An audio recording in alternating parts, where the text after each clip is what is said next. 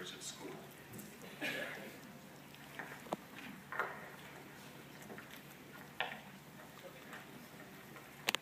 Wow, Mr. Weber's the coolest biology teacher ever. I know, right? You really embarrass those silly people who believe in creation. Aaron, you're awfully quiet on this subject. What's the matter? You don't believe in creation, do you? How should our young brother respond? He could try to avoid the question altogether, or maybe he could give an answer that's less than truthful. Let's notice what he does. Actually, I do believe in creation. Really? Yes, really. I mean, think about it. Why should we believe in evolution? Scientists don't even agree on it, and they're supposed to be the experts. I've examined both sides of the issue, and I'm convinced that life was created. We may have noticed that our young brother did not resort to half lies or not telling the truth. Even though he was dealing with a potentially embarrassing situation, he took that opportunity to explain his beliefs courageously. That is a good example of what it means to speak the truth. And what our young brother did here was really no different than what Jesus himself would have done. In fact, Jesus set the preeminent example when it came to speaking the truth as a human. And he really did so in two main ways. First of all, Jesus always spoke the truth to his fellow believers. Secondly, he always spoke the truth to those who were non-believers.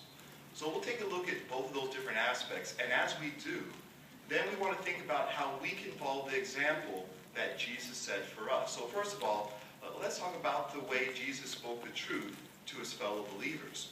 We know that in the scriptures it mentions that Jesus was full of undeserved kindness and truth, as mentioned at John chapter 1, verse 14.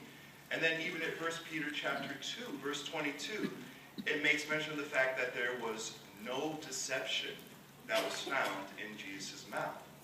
So Jesus always spoke the truth to his followers, whether they were asking him a question or he was teaching them, it was always truthful.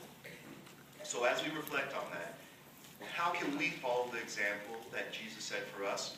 Well, if you will, let's take a look at Ephesians chapter 4, and we'll consider verse 25. And let's see how we can follow the example that Jesus set for us. Once again, that is Ephesians chapter 4, and we'll read verse 25.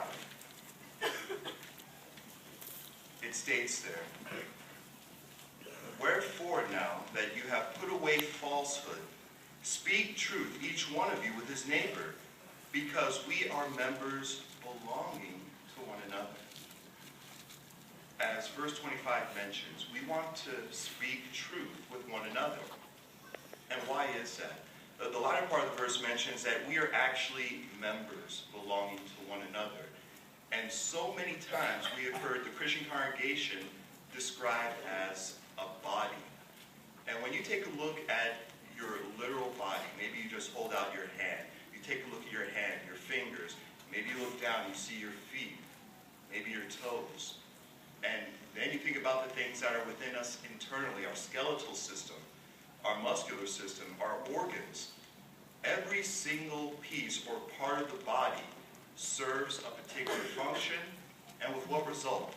Ultimately, our body is able to work as one piece. Really, our body is an engineering marvel, isn't it? And the Christian congregation is no different today. Within the congregation, each of us has our own unique role. However, if we're not speaking truth with one another, or if we're telling malicious gossip or lies about our fellow brothers and sisters, then what does that really do to the unity of the congregation? It actually threatens it, and it could take away peace from the congregation.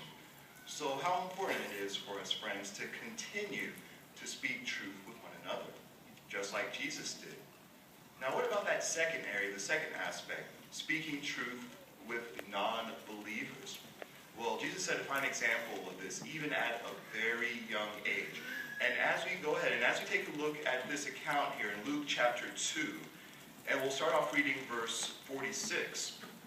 Just as a little background, we may recall, and as you take a look at that chapter, that Jesus and his family, they had just finished celebrating the Passover in Jerusalem. And Joseph and Mary, they had left with their entire family. And it was only after 3 days they noticed, we're missing someone. And guess who they were missing? Their eldest son. So like any of you concerned parents, they immediately went back to Jerusalem to locate their son, Jesus. And where did they find Jesus? Well, let's take a look at Luke chapter 2, verse 46. But more importantly, notice what Jesus was doing. It states there, well, after 3 days, they found him in the temple, sitting in the midst of the teachers and listening to them and questioning them. They found Jesus in the temple. But as the scriptures help us to appreciate, Jesus was listening to those teachers, but not only that, he was questioning them. And those religious teachers that are referred to here in the Bible were actually learned men. These were individuals who were quite familiar with the law, as well as the many oral traditions that they had put on the people. So it was not unusual after the Passover for these men to gather, and then for individuals to gather around them to listen to them as they expounded on the law or on these oral traditions. But according to the scripture, what did Jesus as a 12-year-old boy do? He questioned them. And I'm sure he did so respectfully. But Jesus questioned them because he was standing up for his beliefs. Even at that age, he knew the truth. And isn't it amazing? You think most 12-year-olds wouldn't want to do that. Most 12-year-olds don't want to put themselves in a compromising position, so to speak. But Jesus, he realized what the truth was, even at that age.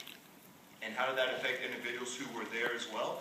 Take a look at verse 47. It states, but all those listening to him were in constant amazement at his understanding and his answer. So those individuals, they noted the courage that Jesus had.